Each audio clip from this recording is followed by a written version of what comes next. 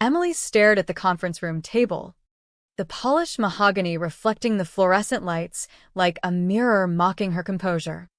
Mark, her boss, leaned back in his leather chair, fingers steepled as if he were delivering wisdom from on high. "You're invaluable," he said, his voice smooth as corporate silk. "That's why we can't promote you right now. We need you right where you are, holding everything together." Invaluable. The word hung in the air like a noose disguised as a necklace. Brad, the new guy with his gelled hair and perpetual golf tan, sat across from her, grinning like he'd just aced a putt. He'd been there 6 months.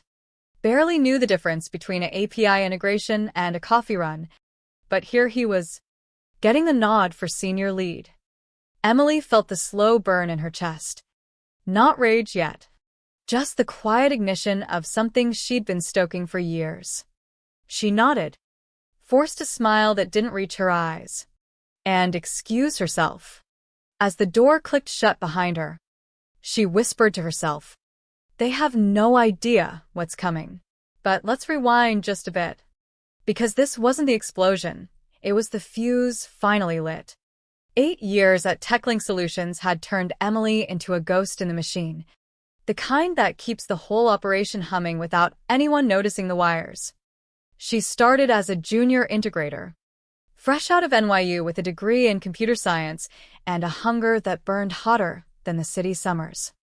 TechLink was a mid-tier firm in Manhattan, specializing in seamless system migrations for mid-sized companies. Think helping a retail chain switch CRMs without losing a single customer record, or onboarding a fintech startup onto cloud infrastructure overnight. Emily didn't just do the job, she redefined it. Her first big win came in year 2, a panicked call from a logistics company whose data transfer had glitched mid-process, threatening to halt shipments across the East Coast. While the sales team whined and dined the execs, Emily pulled an all-nighter, rewriting scripts on her laptop in a dimly lit conference room. By dawn, everything flowed like water. The client sent a fruit basket to the office, but Emily got the real gift, a direct line from their CTO, whispering, "You're the only one who gets it." From there, it snowballed. She built templates that shaved weeks off timelines, created custom dashboards that predicted integration hiccups before they happened. Clients didn't call TechLink, they called Emily. "Talk to Em," they'd say in emails, bypassing the hierarchy. She didn't mind the lack of title. What mattered was the web she was weaving, thread by thread, of loyalty and results.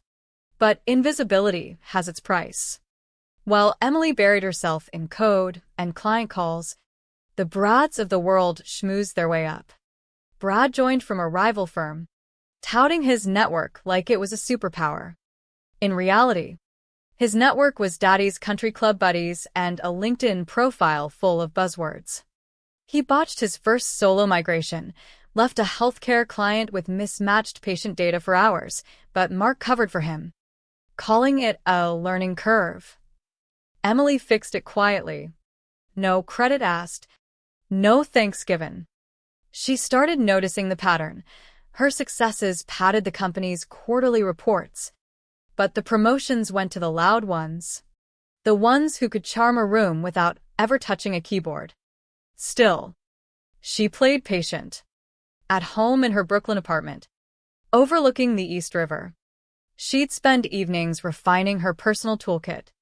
She called it Nexus Flow, a suite of tools, scripts, and protocols she developed on her own time, using open-source libraries and her ingenuity. It wasn't company property. Her contract was clear on that. Anything created off hours, on personal devices, stayed hers. Nexus Flow could migrate entire ecosystems, data, teams, workflows, in half the time TechLink's clunky system allowed. She tested it in shadows, slipping improvements into projects without fanfare. Clients raved, renewals rolled in, and TechLink patted itself on the back. The tension built like a storm over the Hudson. Performance reviews came in March. A ritual of false praise and empty promises. Emily's metrics were stellar. 98% client retention in her portfolio. 0 major outages in 3 years. Even poached a couple of accounts from competitors through word of mouth alone. Mark's feedback? Outstanding work. But promotions are tight this cycle. Brad's got that executive presence we're prioritizing. Presence. The word sliced like a dull knife. Brad, who once asked her how to spell scalability in an email. Emily left the meeting with her head high, but inside, the damning walls cracked. That night, she backed up everything, her client notes, migration maps, even the casual email threads where execs vented about their bosses. All timestamped, all legal. She didn't steal, she preserved what was hers. The next week, she overheard Mark in the break room, laughing with HR. Emily's a workhorse, but Brad's the face we need for growth. Workhorse. Like she was a beast of burden, not the architect holding up the skyscraper. She smiled through it, but the plan solidified. No dramatic resignation. No bridge-burning email. Just quiet preparation. Like loading a slingshot in the dark. By April, the air at TechLink thickened with unspoken shifts.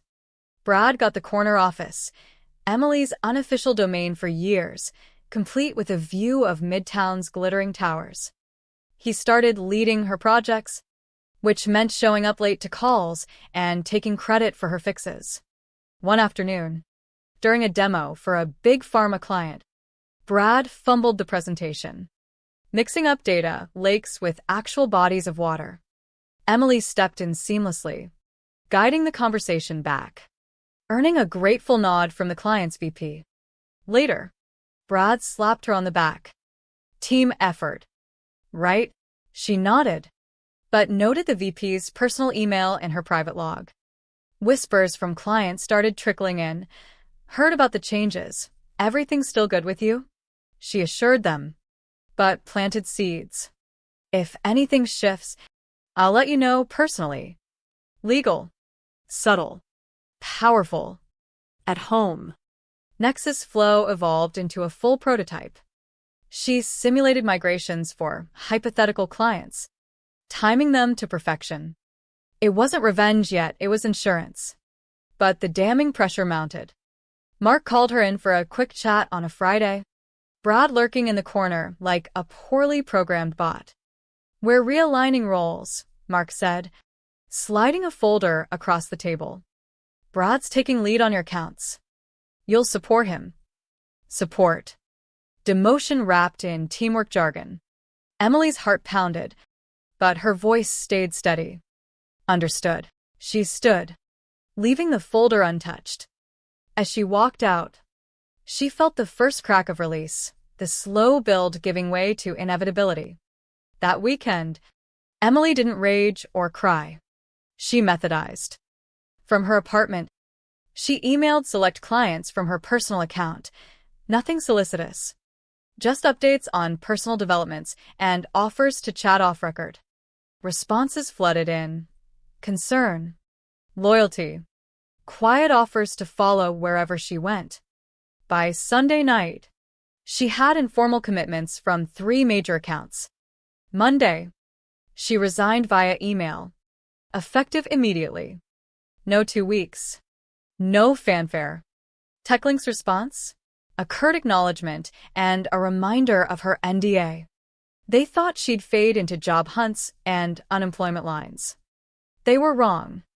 Emily launched Nexus Flow Advisory from a co-working space in Dumbo, Brooklyn. Her first call, the pharma VP. We're in, he said without hesitation. The migration? Flawless. Using her proprietary tools. Words spread like whispers in a boardroom. Another client jumped ship. Then another. TechLink noticed the silence first, unanswered emails. Delayed renewals. Brad tried calling, leaving voicemails that sounded like please. Just checking in, everything okay? Nothing. Emily's new firm grew roots fast. built on the trust she'd nurtured for years. The explosion came in waves, not fireworks. By June, TechLink's Q2 numbers tanked, 35% churn in Emily's old portfolio. Mark called an emergency meeting, blaming market volatility. But the truth seeped out. Clients weren't leaving for cheaper options. They were following Emily.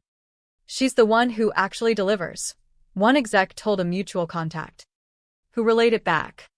Brad's presence crumbled under scrutiny. He couldn't replicate her magic. Fumbling through basics she'd automated years ago.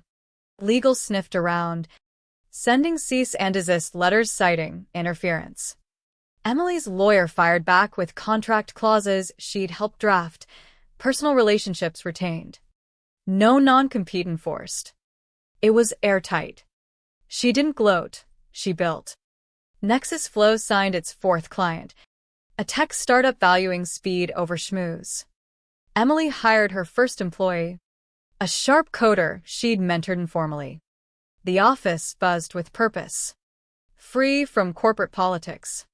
But the emotional undercurrent lingered, the quiet satisfaction of watching the house of cards she'd propped up finally tilt.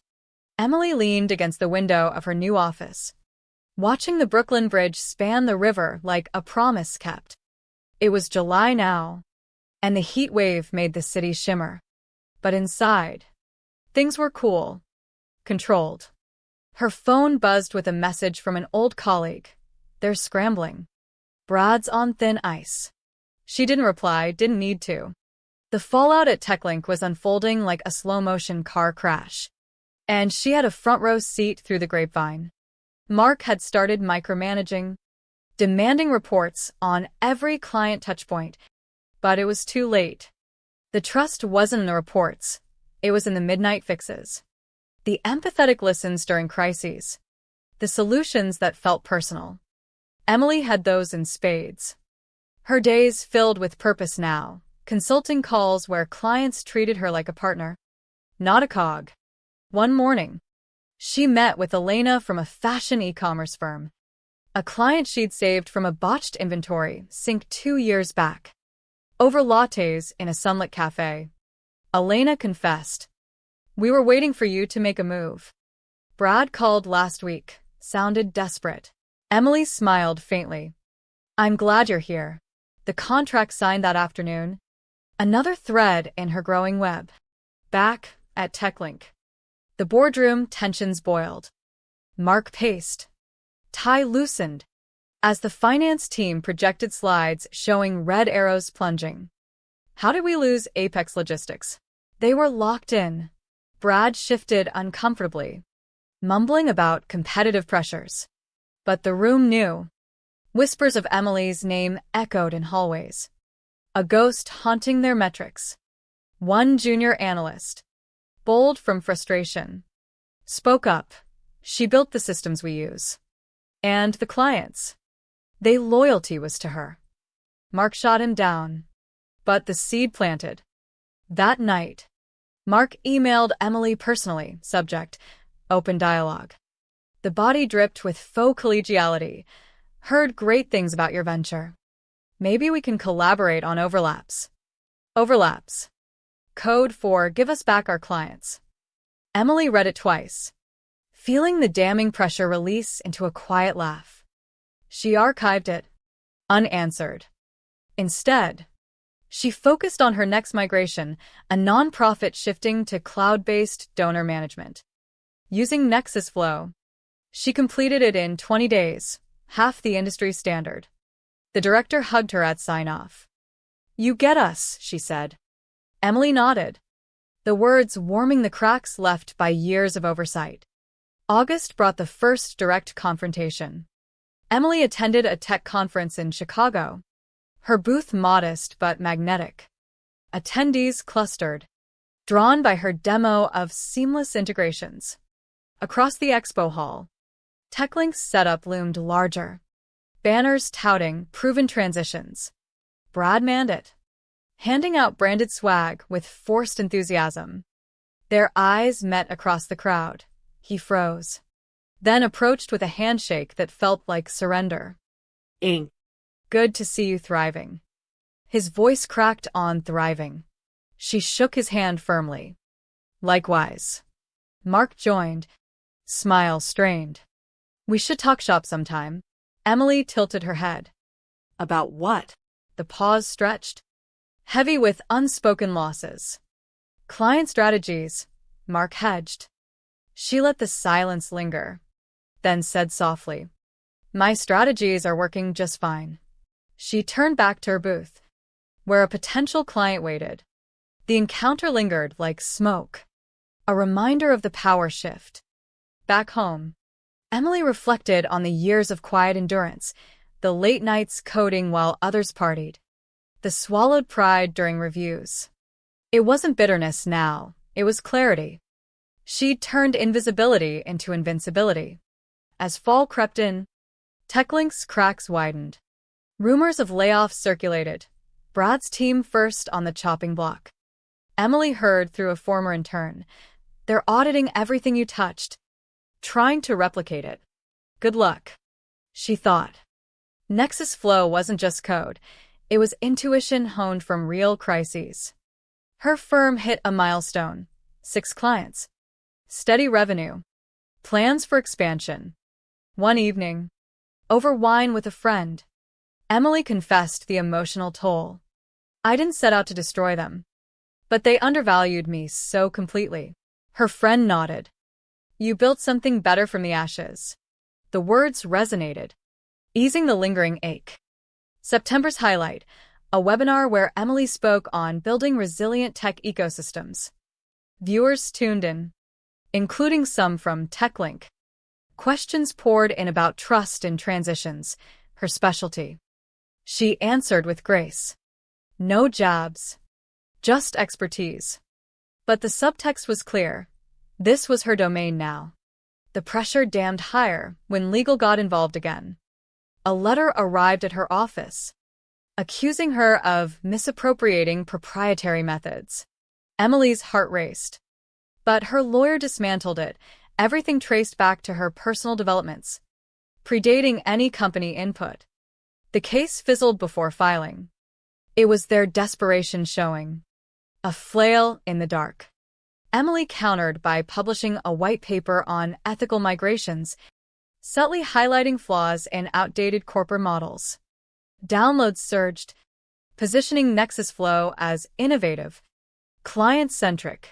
Clients old and new praised her approach. No bureaucracy, just results. The emotional crescendo built, pride swelling against the backdrop of TechLink's decline. By October, her team grew to 3, collaborating in a space that felt alive, not stifling.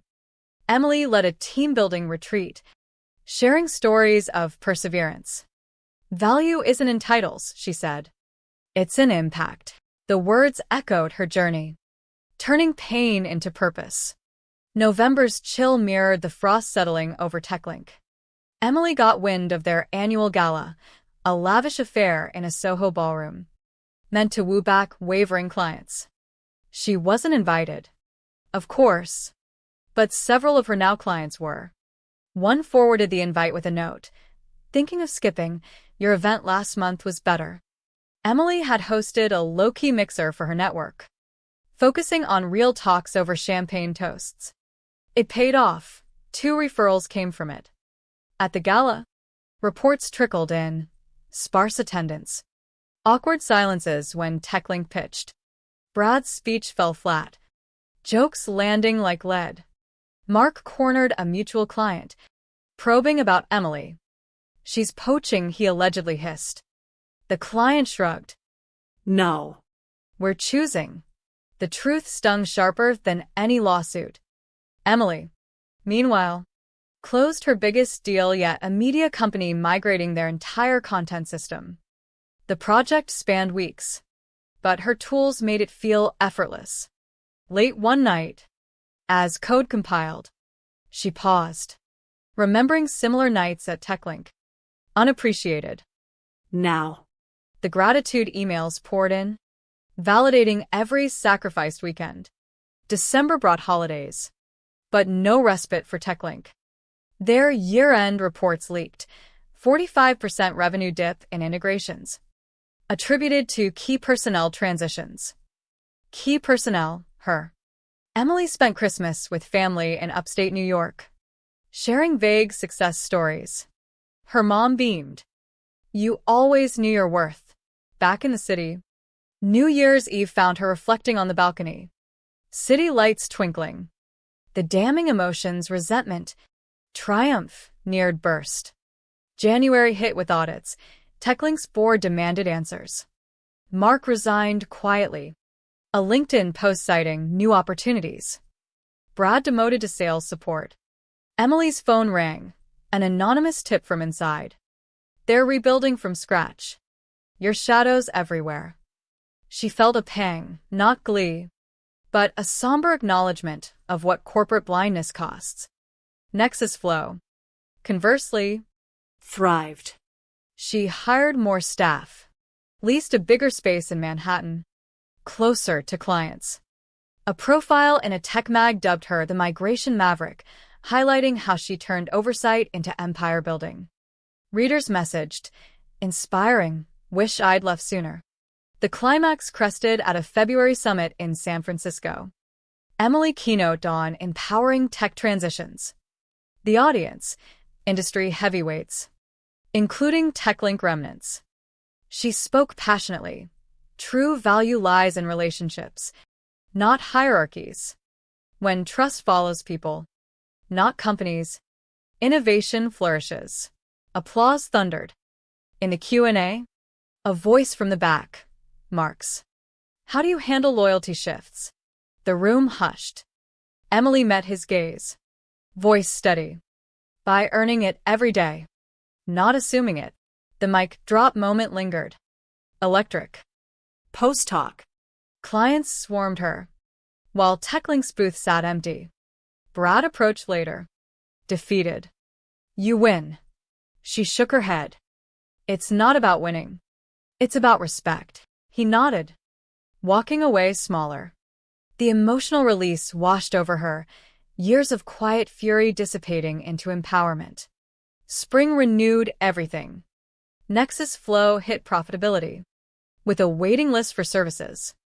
Emily mentored young women in tech, sharing her story without naming names. Know your value, build your exits. TechLink downsized, a shell of its former self. Rumors of acquisition swirled, but Emily tuned it out. Her focus, growth, balance. She started yoga, dated casually, reclaimed life beyond work. Yet, the undercurrent remained, a question of ethics. Had she crossed lines? No. She decided.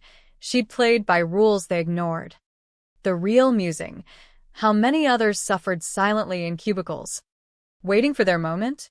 By summer's peak, Emily's life pulsed with rhythm she'd never known at TechLink. Mornings started with runs along the river, clearing her mind before diving into client strategies. Nexus Flow's team, now 8 strong, collaborated like a well-oiled machine. Each member empowered. No hierarchies stifling creativity. One project stood out, migrating a hospital network's patient records. Sensitive. High stakes. Emily led personally, drawing on years of precision. The CEO thanked her tearfully post-launch. You saved us months of chaos. Moments like these fueled her, erasing shadows of past slights. TechLink's echoes faded, but occasionally resurfaced. A former colleague joined her firm, confessing, it was toxic after you left. No one could fill your shoes. Emily welcomed her, fostering the culture she'd craved. Autumn winds carried change. TechLink announced restructuring, code for fire sale. Clients fled en masse, many landing at Nexus Flow.